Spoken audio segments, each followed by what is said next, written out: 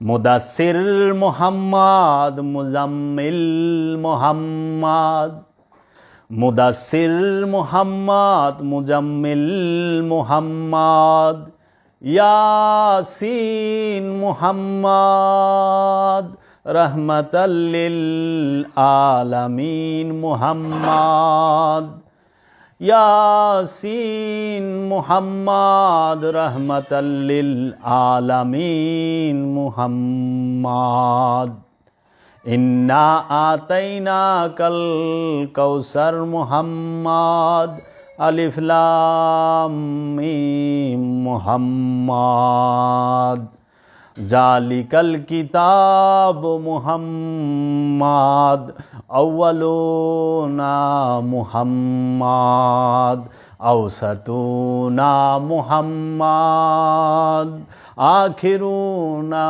মুহাম্মদ, কুল্লানা মুহাম্মদ, ইয়া নূরালা নূর মুহাম্মদ, উধর চরখে বনি ওয়ালে, ইধর শকলে জমি ওয়ালে। পৃথিবীতে একটা যুদ্ধ মাত্র মুসলমানের, একটা যুদ্ধ পৃথিবীতে ইহুদির বিরুদ্ধে হয়েছে, মহানবী করছে। সেই যুদ্ধটা হচ্ছে খায়বারের যুদ্ধ, যেটা আপনাদের জানাই নাই। কারণ মদিনায় ছিল ইহুদিদের দখলে, মদিনায় বেশিরভাগ মানুষ ইহুদি। আরবে তখন দুইটা গ্রুপ ছিল, এক হলো ইহুদি আর এক হলো মুশরিক, মূর্তি পূজারক। এ আবু জেহেল, আবু লাহাব ওরা ছিল মূর্তি পূজারক, আর মদিনার মানুষ ছিল ইহুদি। এই ইহুদিগুলোকে একটা যুদ্ধ হয়, সেই যুদ্ধের নাম হলো খাইবরের যুদ্ধ, যেটা সবচেয়ে বড় যুদ্ধ। সেই খাইবরের যুদ্ধের মধ্যে মৌলা আলী নেতৃত্ব দেয়, মৌলা আলী নেতৃত্ব দেয়। ওমর ইবনে আবদের মাথা কাইটা লয়ে হে মৌলা আলী, আর এক হাত দিয়া খালিজ দুর্গের গেট, যে ইহুদিদের যে গেট ছিল ওইটা থাপাদা সিরায়, যে 850 মণ গেট, সেই গেট এক হাত দিয়ে উঁচা করছে। ওইটা দিয়ে ঘে ইহুদিরা ডরায় গেছে। আর অগজে সর্দার তার কল্লা কাইটা লইছে। ওই যে ইহুদিদের যে ক্ষোভ, যেটা জমা, যে কে করছে, সমস্ত কাফেরগো তো কুবায়া কাটছেই মৌলা আলী, সমস্ত কাফেরগো। দেখাক না কোন কাফেরটারে কোন সাহাবি মারছে, একটু ইতিহাসতে বাইর করুক না। কয়ে পারবো আবু লাহাবরে কে কুবায়া কাটছে? বাইর করুক। তুমি মোহব্বত, রসুলের মোহব্বত কার কাছ থেকে শিখবা?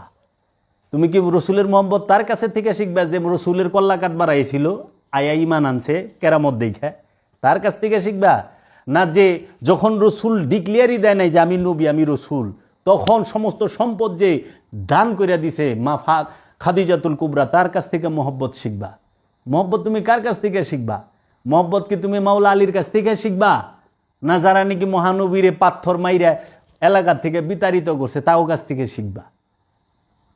যে মাওলা আলী পেটে থাকতেই দাঁড়ায় যাইত, মা ফাতেমা বিনতে আসাদ যখন গর্ভবতী অবস্থায়, মাওলা আলী যখন পেটে, তখন মহানবী যদি হাইটা যাইত, সাথে সাথে পেটের মধ্যে মুচার দেওয়া উঠত, মা ফাতেমা বিনতে আসাদ দাঁড়ায় যাইত। তখন মা তু মহানবীরে পালে না, তখন মহানবী বলছে যে মা, আরবে তো সবাই মামা কয়, যেরকম আমরা আরবে গেছি, আরবিয়ান মহিলারা বলছে আন্তা কালাম আনা মামা, আনা আন্তা মামা, আমি তোমার মা, তুমি আমাকে মা কইয়া ডাকবা। অগো বাবা কইলে, মা কইলে ওরা খুব খুশি হয়, এটা রেওয়াজ। তখন বলছিল মা আপনি দাঁড়ায় যান কেন, আপনি এই অবস্থায়, শরীরটা ভালো না। কয় বাবা আমি কি করুম, আমার পেটে যে আছে হ্যাঁ খাড়ায় যায়, আমি তার বয়ে থাকা পারি না। সেই মাওলা আলী, মাওলা আলীর কাছ থেকেই শিখতে হবে আদব। মা খাদিজাতুল কুবরার কাছ থেকে শিখতে হবে মোহব্বত। আদব শিখবা মাওলা আলীর কাছ থেকে, মোহব্বত শিখবা মা খাদিজাতুল কুবরার কাছ থেকে। আর যাকে সবচেয়ে বেশি ইজ্জত দিছে পৃথিবীতে মহানবী, সে হলো মা ফাতেমা। মহানবীকে দেখলে কুলকাইয়ে না দাঁড়ায় যায় তাজিমে, আল্লাহ নিজে দাঁড়ায় যায়। আর মা ফাতেমাকে দেখলে মহানবী নিজে দাঁড়ায় যায়। মা ফাতেমা তো জাহরাকে এত সম্মান দিছে,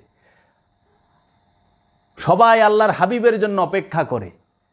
মহানবী মা ফাতেমার দরজায় যায় দাঁড়ায় থাকে, তার জন্য অপেক্ষা করে। এটা সুন্নত। মহানবী ইমাম হাসান হুসাইন আলাইহিস সালাম যখন দরবারে নববী মসজিদে নববীতে প্রবেশ করছে, মহানবী মিম্বর থেকে নাইমা আসছে, আইসা কুলে লইছে। এটা সুন্নত তাজিম। মহানবী নিছে, তারা কত কিমতি। আরে তোরা মহানবীর লেগে জীবন দিবি, আর মহানবীর কাদের উপরে ইমাম হাসান হুসাইন আলাইহিস সালাম বইয়া থাকে। মহরে নবুয়তের মধ্যে পা লাগে। মহানবী তার দুই নাতিকে দুই কান্দে বসায়া বাজারে ঘুরছে। যখন আমাকে কয় না যে নবীর খুশিতে আপনারা রাস্তায় মিছিল করেন, আরে ঘরে ঘরে করবেন। আর এটা তো সুন্নতে রসুল, রসুলই তো তার নাতি গলে রাস্তায় রাস্তায় কান্দে করে ঘুরছে, বাইরে গেছে। তো রসুল যদি ঘরে ঘুরতো আমরাও ঘরে করতাম, রসুল তো বাইরে গেছে, তাহলে সেই তাজিম কই? মহানবীর কাঁধে কে উঠছে? মহানবীর কুলির পানি সাহাবাই কেরামরা দইরা বুখারীর শৈলে মাখছে, খায়া হালাইছে, কুলি করা পানি। মহানবীর নাকের হিঙ্গাইল, মুখের থুতু ফালাইলে সাহাবাই কেরামরা ডইলে বুকে মাখছে, কেউ চাইটা খায়া ফালাইছে। আর সেই মহানবীর কাঁধে ইমাম হাসান ইমাম হুসাইন আলাইহিস সালাম বসছে। মহানবী যেই যে ইয়ের মতো হইয়া, ঘোড়ার মতো হইয়া পিঠে নিয়ে নাতিগো খেলছে, ঘুরাইছে। আর সেই নাতিগো একজনকে বিষ দিয়া মাওলা হাসানকে মারছে মবিয়া, আর মাওলা হুসাইনকে শাহাদাত করছে এজিদ, এজিদের বংশ। আর হেরা স্বর্গে যাইব গা। আশ্চর্যের বিষয়। আপনারা কি একটু চিন্তা করেন না?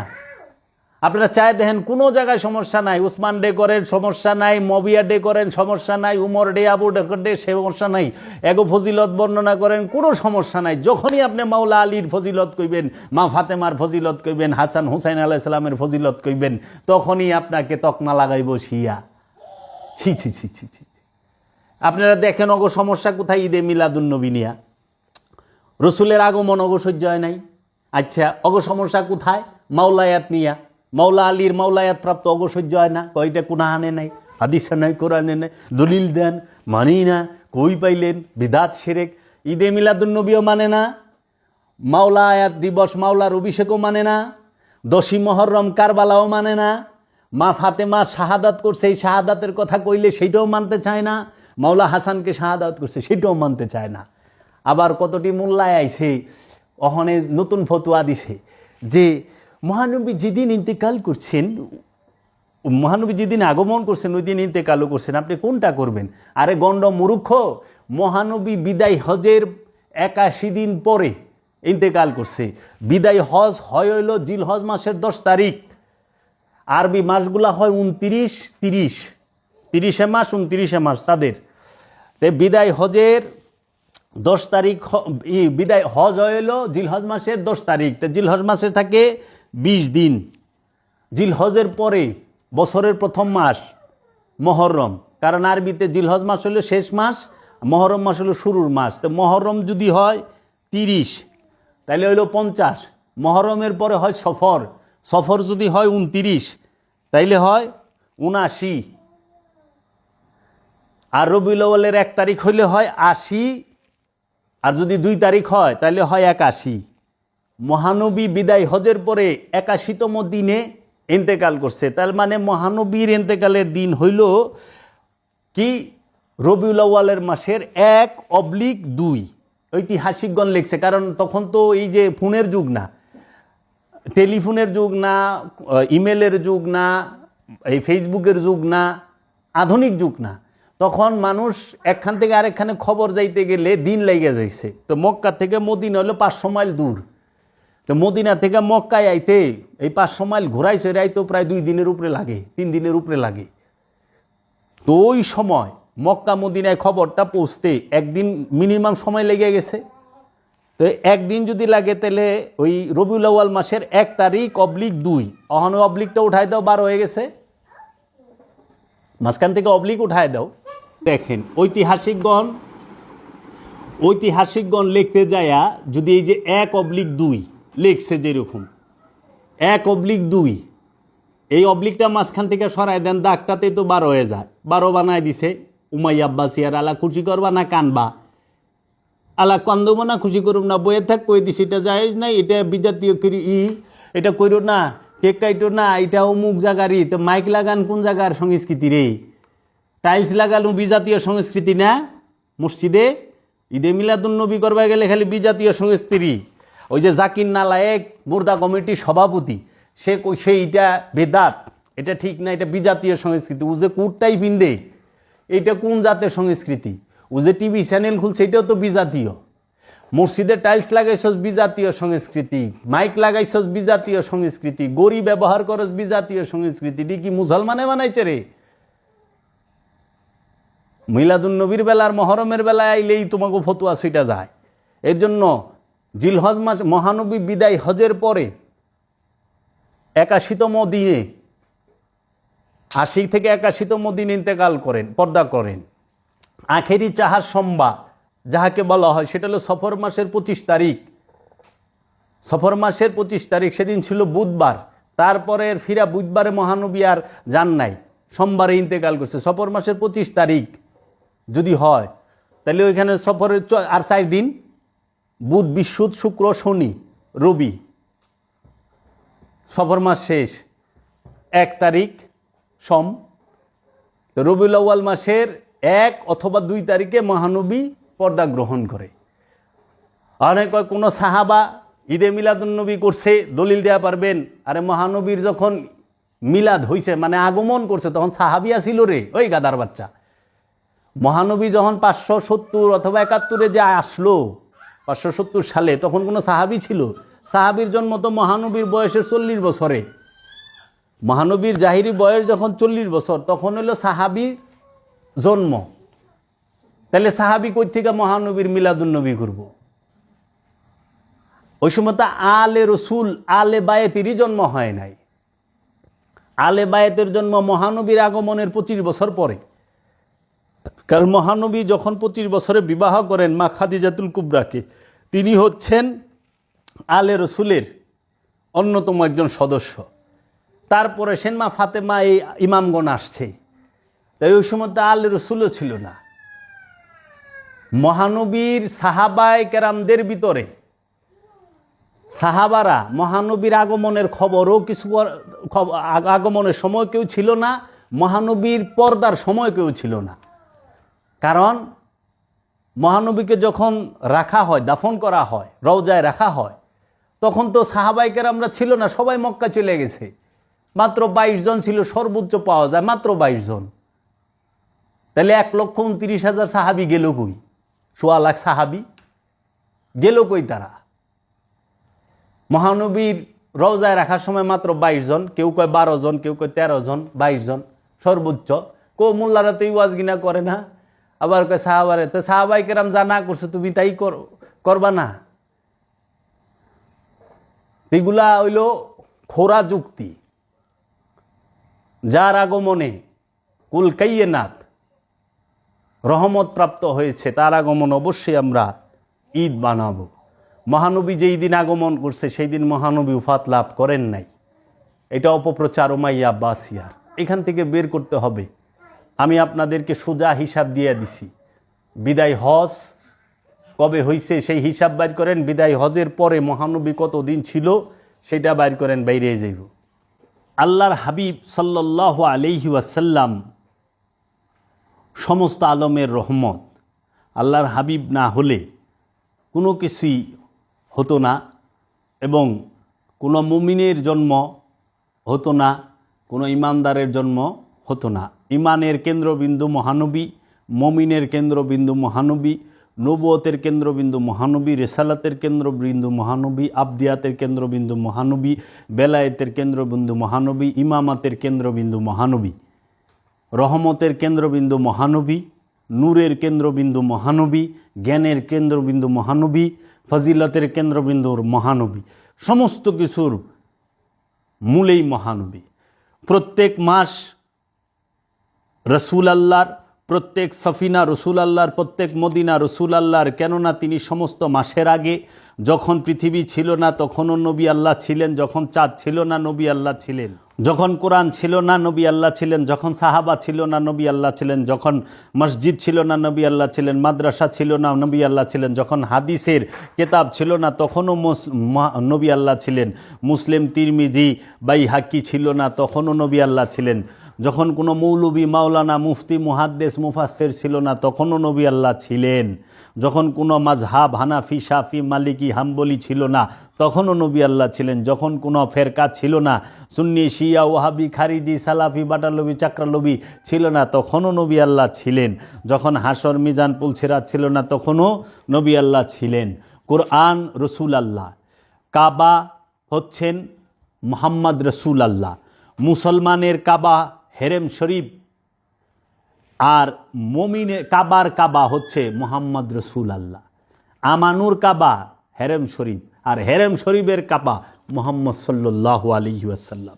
কেবলা মুহাম্মদ সাল্লাল্লাহু আলাইহি ওয়াসাল্লাম, কাবা মুহাম্মদ সাল্লাল্লাহু আলাইহি ওয়াসাল্লাম, সালাত মুহাম্মদ সাল্লাল্লাহু আলাইহি ওয়াসাল্লাম, সিয়াম মুহাম্মদ সাল্লাল্লাহু আলাইহি ওয়াসাল্লাম, মেরাজ মুহাম্মদ সাল্লাল্লাহু আলাইহি ওয়াসাল্লাম, মোহাব্বত মুহাম্মদ সাল্লাল্লাহু আলাইহি ওয়াসাল্লাম, ইমাম মুহাম্মদ সাল্লাল্লাহু আলাইহি ওয়াসাল্লাম, মাওলা মুহাম্মদ সাল্লাল্লাহু আলাইহি ওয়াসাল্লাম, ইমাম রসুল আল্লাহ সাল্লাল্লাহু আলাইহি ওয়াসাল্লাম, মাওলা রসুল সাল্লাল্লাহু আলাইহি ওয়াসাল্লাম, দিন মুহাম্মদ সাল্লাল্লাহু আলাইহি ওয়াসাল্লাম, ঈমান মুহাম্মদ সাল্লাল্লাহু আলাইহি ওয়াসাল্লাম, रहनुमा মুহাম্মদ সাল্লাল্লাহু আলাইহি ওয়াসাল্লাম, কোরআন মুহাম্মদ সাল্লাল্লাহু আলাইহি ওয়াসাল্লাম, ফুরকান মুহাম্মদ সাল্লাল্লাহু আলাইহি ওয়াসাল্লাম, কিতাব মুহাম্মদ সাল্লাল্লাহু আলাইহি ওয়াসাল্লাম, মুজাম্মিল মুহাম্মদ সাল্লাল্লাহু আলাইহি ওয়াসাল্লাম, মুদাসসির মুহাম্মদ সাল্লাল্লাহু আলাইহি ওয়াসাল্লাম, ইয়াসিন মুহাম্মদ সাল্লাল্লাহু আলাইহি ওয়াসাল্লাম, মাস্তান মুহাম্মদ সাল্লাল্লাহু আলাইহি ওয়াসাল্লাম, সিরাতাল মুস্তাকিম মুহাম্মদ সাল্লাল্লাহু আলাইহি ওয়াসাল্লাম, আহাদ মুহাম্মদ সাল্লাল্লাহু আলাইহি ওয়াসাল্লাম, ওয়াহিদ মুহাম্মদ সাল্লাল্লাহু আলাইহি ওয়াসাল্লাম, হাসিন মুহাম্মদ সাল্লাল্লাহু আলাইহি ওয়াসাল্লাম, জামিল মুহাম্মদ সাল্লাল্লাহু আলাইহি ওয়াসাল্লাম, নূর মুহাম্মদ সাল্লাল্লাহু আলাইহি ওয়াসাল্লাম, নূর আলা নূর মুহাম্মদ সাল্লাল্লাহু আলাইহি ওয়াসাল্লাম, রউফুর রহিম মুহাম্মদ সাল্লাল্লাহু আলাইহি ওয়াসাল্লাম, করিম মুহাম্মদ সাল্লাল্লাহু আলাইহি ওয়াসাল্লাম, আকা মুহাম্মদ সাল্লাল্লাহু আলাইহি ওয়াসাল্লাম, বাকা মুহাম্মদ সাল্লাল্লাহু আলাইহি ওয়াসাল্লাম, জিকির মুহাম্মদ সাল্লাল্লাহু আলাইহি ওয়াসাল্লাম, সালাতুদ দাওয়ামি মুহাম্মদ সাল্লাল্লাহু আলাইহি ওয়াসাল্লাম, তাসাव्वुর মুহাম্মদ সাল্লাল্লাহু আলাইহি ওয়াসাল্লাম, ইস্তেকামত মুহাম্মদ সাল্লাল্লাহু আলাইহি ওয়াসাল্লাম, সাবির মুহাম্মদ সাল্লাল্লাহু আলাইহি ওয়াসাল্লাম, সাল্লি আলা মুহাম্মদ সাল্লাল্লাহু আলাইহি ওয়াসাল্লাম, সাইয়্যিদনা মুহাম্মদ সাল্লাল্লাহু আলাইহি ওয়াসাল্লাম, কুরআনুল কারীম মুহাম্মদ সাল্লাল্লাহু আলাইহি ওয়াসাল্লাম, কুরআনুল মাজিদ মুহাম্মদ সাল্লাল্লাহু আলাইহি ওয়াসাল্লাম, কুরআনুল হাকীম মুহাম্মদ সাল্লাল্লাহু আলাইহি ওয়াসাল্লাম, কুরআনুল মুবিন মুহাম্মদ সাল্লাল্লাহু আলাইহি ওয়াসাল্লাম, রাহমাতাল লিল আলামিন মুহাম্মদ সাল্লাল্লাহু আলাইহি ওয়াসাল্লাম, মুহাম্মদ সাল্লাল্লাহু আলাইহি ওয়াসাল্লাম, রাসূলুল্লাহ মুহাম্মদ সাল্লাল্লাহু আলাইহি ওয়াসাল্লাম, নবী আল্লাহ মুহাম্মদ সাল্লাল্লাহু আলাইহি ওয়াসাল্লাম, ওয়ালি আল্লাহ মুহাম্মদ সাল্লাল্লাহু আলাইহি ওয়াসাল্লাম, আবদিহি আল্লাহ মুহাম্মদ সাল্লাল্লাহু আলাইহি ওয়াসাল্লামের উপরে সাল্লু আলাইহি ওয়াসাল্লিমু তাসলিমা। আপনি ঈমান কার উপরে এনেছেন? আপনি ঈমান কি নবীর উপরে রসুলের উপরে এনেছেন না সাহাবায়ে কেরামদের উপরে এনেছেন? ঈমান আনার শর্ত কার উপরে? আমানতু বিল্লাহি আল্লাহর উপরে, ওয়া রসুলিহি রসুলের উপরে, ওয়া কুতুবিহি কিতাবের উপরে, ওয়া মালাইকাতিহি এবং ফেরেশতার উপরে। ঈমান আনতে হয় আকার উপরে এবং আলে রসুলের উপরে, গোলামের উপরে নয়। সমস্ত সাহাবায়ে কেরাম তারা তাজিম, তাদেরকে ইজ্জত করতে হবে, সম্মান করতে হবে, যারা সাহাবায়ে কেরাম, যারা মহানবীর সাহাবা, মহানবীর প্রেমিক তাদেরকে। কিন্তু যারা মুনাফিক তাদেরকে কখনোই তাজিম নয়, ইজ্জত নয়। কারণ মুনাফিকের বংশধরেরাই জান্নাতুল বাকিতে ৭,৫০০ সাহাবায়ে কেরামের রওজা মোবারক বুলডোজার দিয়া ভাঙছে ১৯৩২ সালে ২৫শে এপ্রিল। খোঁজ নিয়ে দেখেন এই সৌদি আরবের ওহাবিরা। আগে সমস্ত মাজার ছিল, রওজা ছিল, সাহাবায়ে কেরামদের এবং আলে রসুল এবং আলে বায়েতের সমস্ত রওজাগুলো ভাঙছে। হজরত উসমানের রওজা ভাঙছে, মা আয়েশার রওজা ভাঙছে, মা খাদিজাতুল কুবরার, মা উম্মে হাবিবা রওজাগুলো এই উমাইয়া আব্বাসিয়া রাজবংশ, এই আব্দুল ওহাব নাজদির দলেরা, এই সৌদি সমস্ত মাজারগুলো এই সৌদি আরবের স্বাধীন করার পরে যখন উসমানী খেলাফত বিতাড়িত করে তারা, এই সৌদি আরব দখল করার পরে আব্দুল ওহাব নাজদির নেতৃত্বে এই মাজারগুলা ভাঙা হয়। মবিয়ার মাজার অহনো আছে, মবিয়ার কবর অহনো আছে সিরিয়া।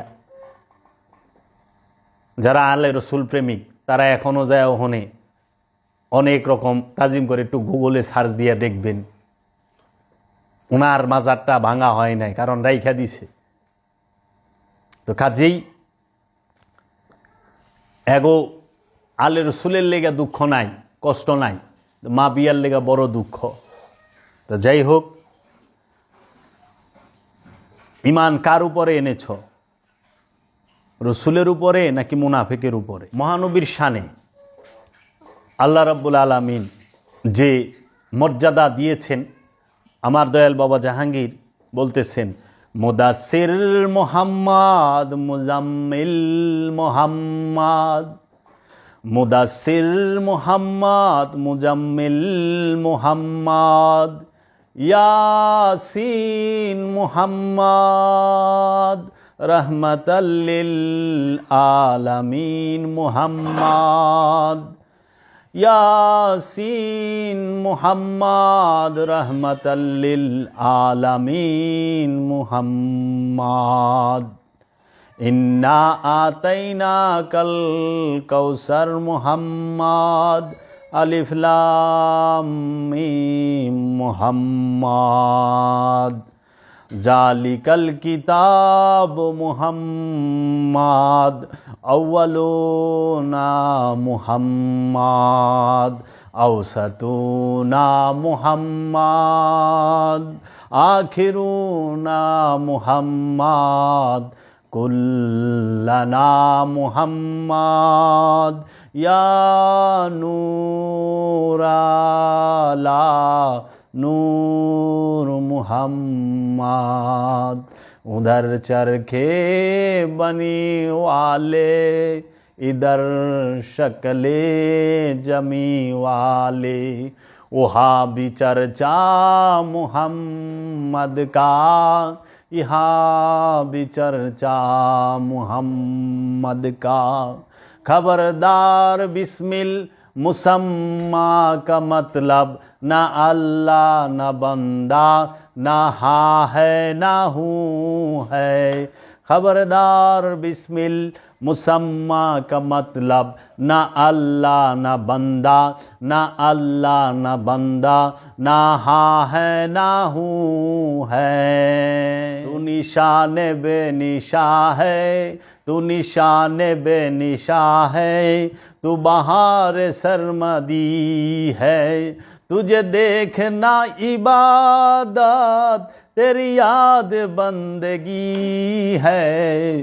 तू निशान बेनिशा है, तू बहार सरमदी है, तेरे दर पे सजदा करना, तुझे याद करके रोना, तेरे दर पे सजदा करना, तुझे याद करके रोना, यही है नमाज मेरी, यही है नमाज मेरी, यही मेरी बंदगी है। तू निशान बेनिशा है, तू बहार सरमदी है। ईदगाहे माँ गरीबा कुए तो, उमर साए दीदे दीदम कुए तो, 100,000 ईदे कुर्बानत कूनम, आए हिलाल माहा में अब कुए तो, दस्ते कूसा जनी बेदम, पीरे माँ बिंदाने हिम्माते माँ कुए तो, काबे मन किबला मान कुए तो, सिजदा गाहे माँ आशिका अब कुए तो, या निज़ामुद्दीन महबूब खुदा, जुमला महबूबा गुलामे कुए तो। আর সবার প্রতি আরেকটি বিশেষ অনুরোধ এবং পরামর্শ এবং সতর্ক বাণী, সেটি হচ্ছে যে কেহু বাবা জাহাঙ্গীরের নাম দিয়ে কিছু বললে বা কিছু লিখলেই এটা ভুলেও ভাবার দরকার নাই যে উনি বাবা জাহাঙ্গীরের দর্শন প্রচার করছে। আমাদের এগুলো বিচার বিবেচনা করা এবং বাবা জাহাঙ্গীরের লিখিত কিতাবগুলো সাথে তা মিলিয়ে সত্যতা যাচাই করা, এবং যাহারা বাবা জাহাঙ্গীরের বাণী থেকে প্রচার করেন, অনেকেরই দেখি বাবা জাহাঙ্গীরের নামটা নিতে তাদের অনেক কষ্ট হয়, কিন্তু আফসোসের বিষয় আপনারা সবার নামই নিতে পারেন, বাবা জাহাঙ্গীরের নাম নিতে। বাবা জাহাঙ্গীর এমন এক মহাপুরুষ, এমন এক মহামানব, এমন এক আল্লাহর ওলি, যিনি তার লিখিত 28টি কিতাব এবং কোরআনুল মাজিদের হুবহু শব্দে শব্দে অনুবাদ নিলাম করে দিয়েছেন জগৎবাসীর জন্য। তিনি দাতা, দাতা বাবা জাহাঙ্গীর, হায়রাত বাবা জাহাঙ্গীর, হাসনাত বাবা জাহাঙ্গীর। সেই বাবা জাহাঙ্গীর এত কিছু আমাদেরকে দিয়েছেন, তা আমরা কি এতটুকু কৃতজ্ঞতা স্বীকার করতে পারি না? যেই কালামটা বাবা জাহাঙ্গীরের, সেই কালামটা বাবা জাহাঙ্গীরের নাম নেওয়ার জন্য। বাবা জাহাঙ্গীর কারো পীরগিরি বন্ধ করতে আসে নাই, ফকিরি বন্ধ করতে আসে নাই, কিংবা কারো মুরিদও নিতে আসে নাই। বাবা জাহাঙ্গীর আসছে এই জন্য যে, বাবা জাহাঙ্গীরের আগমন এই জন্য যে তোমরা সত্যটাকে প্রচার করো, সত্যকে জানো, সত্যকে মানো, সত্যকে গ্রহণ করো। পীর বড় নয়, সত্য পাও বড়। বাবা জাহাঙ্গীর এইভাবে বলছে, তুমি যদি আমার কাছেও সত্য না পাও, আমাকেও ফেলে দাও, কিন্তু সত্য পাও। সেই সত্য কি? নিজের নফসকে চেনা, নিজেকে চেনা, নিজেকে জানা। তুমি পীরের বাইর যাইবা, বাবা পীরের শান গাইবা, হামারা পীর ऐसा है, আমার পীর অমুক, আমার পীর গাউসুল আজম, আমার পীর বিশ্বউলি, এতে তোমার কি? বাবা জাহাঙ্গীর এইভাবে বলছে, তুমি কতটুকু পাইলা, তুমি কি পাইলা? তুমি নিজেরে চিনছ, তুমি নিজেরে পাইছ, নিজেরে দেখছ? এর জন্য বাবা জাহাঙ্গীর বলছে, আমি সাইনবোর্ড চাই না, আমি সত্য চাই, আমি সত্য চাই। বাবা জাহাঙ্গীর বলছে, খোদা আমি তোমারে চাই। তুমি যদি ডোমের ঘরে থাকো, যারা ডোম কারে কয়, যারা চিতা খোলায় লাশ পোড়ায় তাদেরকে ডোম বলে, যারা লাশ বেকা হয়ে গেলে গা বাইরে তাকে কয় গাইঠা সারাল। এই ডোমের ঘরেও যদি থাকো, তুমি আমার ওইখানে নিয়ে যাও, তো আমি তোমাকে চাই আল্লাহ, আল্লাহ আমি তোমাকে চাই। তো কাজেই সত্য হচ্ছে বড় জিনিস, পীর বড় নাই, এই কথা কেউ বলে না। এই বাণী সত্য বড়, পীর বড় না। আমি সাইনবোর্ড চাই না, আমি সত্য চাই। তুমি প্রেমের কাফের হও, ইসলামের বান্দা হও না। তুমি প্রেমের কাফের হয়ে যাও, মহব্বত, বাস মহব্বত করো, মহব্বতই তোমাকে মুক্তি দেবে। अकल यार है सौ बेज बादल लेती है, इश्क बेचारा ना जाहिद ना मुल्ला ना हकीम है। अकल माने बुद्धि, अय्यार है धूर्त चालाक, इश्क बेचारा সে জাহেদও না, সে মুল্লাও না, সে হাকিমও না। সরল প্রেমিক, সে বক্তাও না, সে বিচারকও না, সে মুল্লাও না, সে সরল প্রেমিক। খাজা গরিবে নেওয়াজের কালাম বাবা জাহাঙ্গীর থেকে শুনেছি। বদনামি ইश्क में इज्जत है, रसुआए निशाने सियादत है। बदनामी इश्क में इज्जत है, রসুয়ায়ে নিশানে সিয়াদাত হে। প্রেমের কলঙ্কেও ইজ্জত আছে, কিন্তু অহংকারীর পতাকা তলে ধ্বংস লুকায়া থাকে। আল্লামা জামি বলেছেন, বাবা জাহাঙ্গীরের কিতাবে লেখা আছে, বাবা জাহাঙ্গীরের মারেফতের বাণী কিতাব, সুফিবাদাত্ম পরিচয়ের একমাত্র পথ, নিম্ন বিচিত্র দাহম, ইতিহাস নয়, সুফিবাদের রহস্য, ফকিরির গোপনেরও গোপন কথা, ফকিরির আসল কথা, মেজাজি শয়তান, হাকিকি শয়তান, মেজাজি সেজদা, শরীয়তি সেজদা, মারেফতি সেজদা, শরীয়তি শয়তান, মারেফতি শয়তান, এই নামে অনেকগুলো কিতাব আছে। বাবা জাহাঙ্গীরের কিতাবে লেখছে আল্লামা জামির কালাম, বদরগাঁও হেদ মুস্তাগির আমুদে ও জঞ্জির হেরমা আসির আমুদে, শাহ আজ করম সুয়ে মা এক নজর, মিসকিনো গরিবো ফকিরো আমুদে। বদরগাঁও হেদ মুস্তাগির আমুদে, আমি অনেক রঙে রাঙানো হতবিহবল এক প্রাণী। ও জঞ্জির হেরমা আসিরা আমুদে, আমি শিকল পরিহিত এক বন্ধি, কামনার শিকল বাসনার শিকল দিয়ে আমি বন্ধি, চাওয়া পাওয়া আশা আকাঙ্ক্ষার শিকলে আমি বন্ধি। শাহ আজ করম, হে মহারাজা ধীরাজ বাবা জাহাঙ্গীর, হে মহারাজা ধীরাজ ইয়া রসুল্লাহ মোহাম্মদ সাল্লাল্লাহু আলাইহি ওয়াসাল্লাম, সুয়ে মা এক নজর, তুমি একটা বার আমার এই দিকে তাকাও, আমি অদমের দিকে তাকাও, একটা বার, সুয়ে মা এক নজর, একটা বার তাকাও। মিসকিনো গরিবো ফকিরো আমুদে, আমি এই মিসকিন, এই নিঃস্ব, গরিব, সর্বহারা, ফকির, যার কিছুই নাই, আমুদে, আমি ধন্য হই। তুমি একটা নজর আমার দিকে তাকাও বাবা, এ আল্লাহর হাবিব, তুমি আমার দিকে একটা নজর তাকাও। বাবা জাহাঙ্গীর বলছে প্রেম করা যায় না, প্রেম হয়ে যায়। বাবা জাহাঙ্গীর বলছে প্রেম করা যায় না, প্রেম হয়ে যায়। বাবা জাহাঙ্গীরের বাণী, বাবা জাহাঙ্গীর বলছে উলঙ্গ শরীর কাপড় দিয়ে ঢাকা যায়, কিন্তু অভাব আর লোভের শরীর কখনো কাপড় দিয়ে ঢাকা যায় না। উলঙ্গ শরীর কাপড় দিয়ে ঢাকা যায়, অভাব আর লোভের শরীর ঢাকা যায় না। আমরা যেন এই বাবা জাহাঙ্গীরের এই দেখানো পথে চলতে পারি। পরিশেষে আমি বাবা জাহাঙ্গীরের একটি সুন্দর বাণী দিয়ে শেষ করতে চাই। পাশবিক শক্তি মানুষের শ্রেষ্ঠতম শক্তি নয়, শ্রেষ্ঠতম শক্তি মানুষের আত্মিক শক্তি। সেই শক্তিকে উদ্বুদ্ধ করো, দাঁড়াও আপন পায়ে ভর দিয়ে, ত্যাগ করো সেই লোভের পণ্য মাদক দ্রব্য। সর্বজনিত বিষয়ে সত্যশ্রয়ী হও, নির্ভীক হও, মৃত্যুঞ্জয়ী হও, দেখবে মুক্তি পরপারে রত, দেখবে মুক্তি পরপারে রত। এত সুন্দর বাণী বাবা জাহাঙ্গীর বলেছে। তোমরা নিজেকে চিনো, নিজেকে জানো, তোমরা ধ্যান সাধনা করো, মুরাকাবা মুশাহিদা করো। গুরুর ধ্যান সাধনা ছাড়া তোমরা কিছু কথা শিখবা, তর্কে একজনকে হারাই দিবা, কিন্তু সত্যের সন্ধান পাবা না। তোমার সাথে সত্যই যাইবা, আর কিছুই যাইব না। সম্পদ তোমার সাথে যাবে না, সংসার তোমার সাথে যাবে না, তোমার সাথে সত্য যাবে।